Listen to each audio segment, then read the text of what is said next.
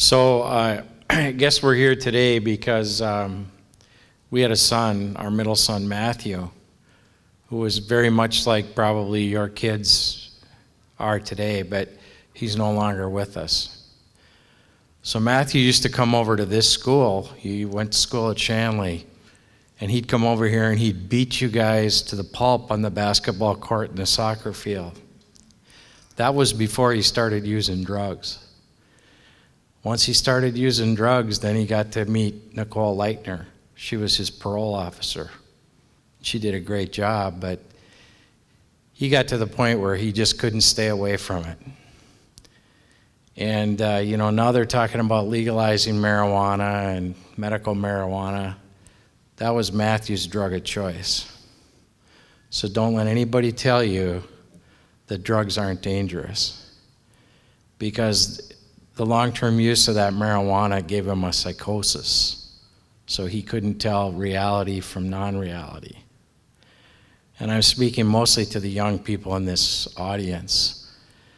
So he got to the point where he would hear voices, and I'd ask him, well, what do the voices say? And he said, the voices tell me that I'm worthless, that I don't deserve to live, that I can't do anything right. And that wasn't the case. He was a perfectly normal kid. He was a straight A student. He was a great athlete.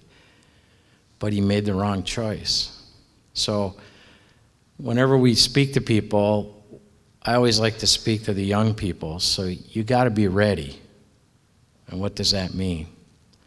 Somebody's going to come to you, maybe they already have, and they're going to say, you want to smoke a joint? Want to have a beer? You want to do cocaine? What's your answer going to be? I still remember when I was going into the 9th grade, I had moved to another school, and I was trying to fit in. And the big football star came up to me and asked me if I wanted to smoke a joint. And I told him, no, I'm not really interested in that. And he was fine with that, and we're probably still friends to this day. But it gets a lot easier if you're ready when that comes to you. So unfortunately, Matthew's disease progressed, and he ultimately took his own life when he was 25 years old. So what we've done is, we can't save him, we can't bring him back, but we want to try to help other kids. And if we can save 1 or 2, 3, 4, 5, we don't care, because every life is important. The other thing, there's been a lot of information here, but I think the point to take home for the adults in the audience is, don't think this can't happen to you. We didn't think it would happen to us. We had a perfectly normal family. We went to all their activities. We went to church. We sat down and had dinner every night. But when you're a young person, just as Nicole said, and you start that stuff, it rewires your brain. And so that's all you want to do, is to continue to get high and continue to use the drugs. So the adults, sit down and talk to your kids. Talk to them about it. And always be on vigilant, because many of the things that the officer put up there, we saw in our own home. Not all of them, but we saw, unfortunately, quite a few of them. As far as our foundation goes, we started it because, we had this influx of support, and there was money coming in. We'd use the memorials from his funeral service basically to jumpstart the organization. And so we've gone around and talked to different groups like yours to try to raise the awareness, because this is a real problem not only in our community but all over our country and the world today. Got any? I'll turn it over to the smart one now. I just want to say thank you for coming out. And I think the most important thing is, people have asked us Matthew died 2 years ago, what would have helped? What would you do differently as a parent? And I said, and we both looked at each other and we thought for a while and took time and we said, my advice to every one of you who are young, never start. Because if you have a propensity even for any mental illness or for addiction, when you start so young, the odds are against you. There's so much research out there and supportive research about delaying, and our foundation is delay, decrease, defeat.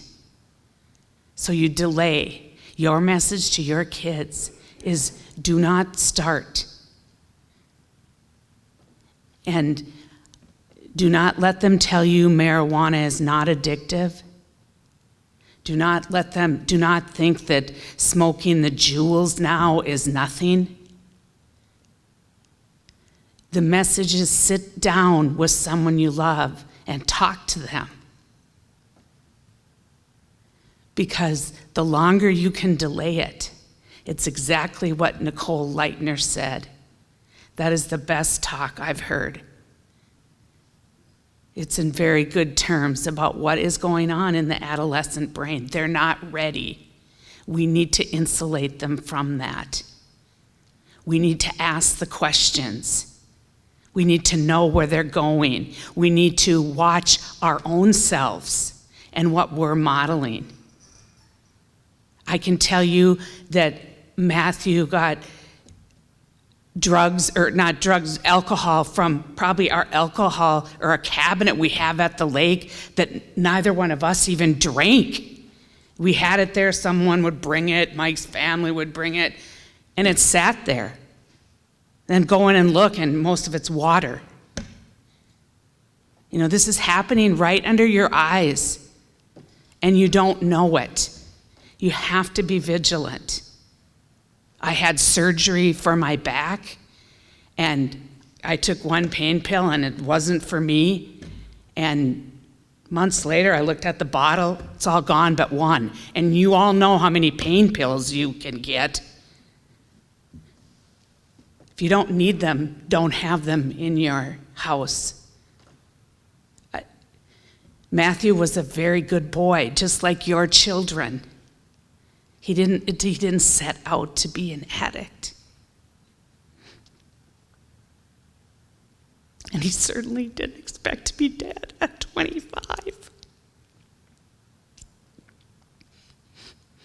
I've had people say, aren't you mad at him that he took his life? I said, no, I understand it. He was tormented. So watching your child die of drug addiction is something I don't want any one of you here to ever experience. Have those conversations. Talk to your nieces, your nephews, your friends. It's dangerous. It's life-threatening. When Matthew was born, we never dreamed our lives would take the path they did. Met Nicole Leitner. I had social service visit my other kids in their schools. It's a tale you don't even want to hear or live.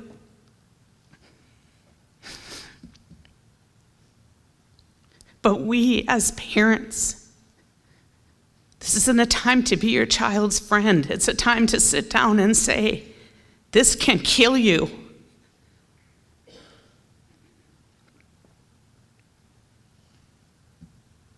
Thank you for coming and thank you for listening.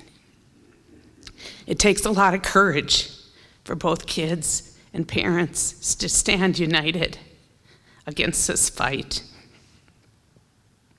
And I'm going to continue to fight for all of your children. So you too join in the fight against this in our community.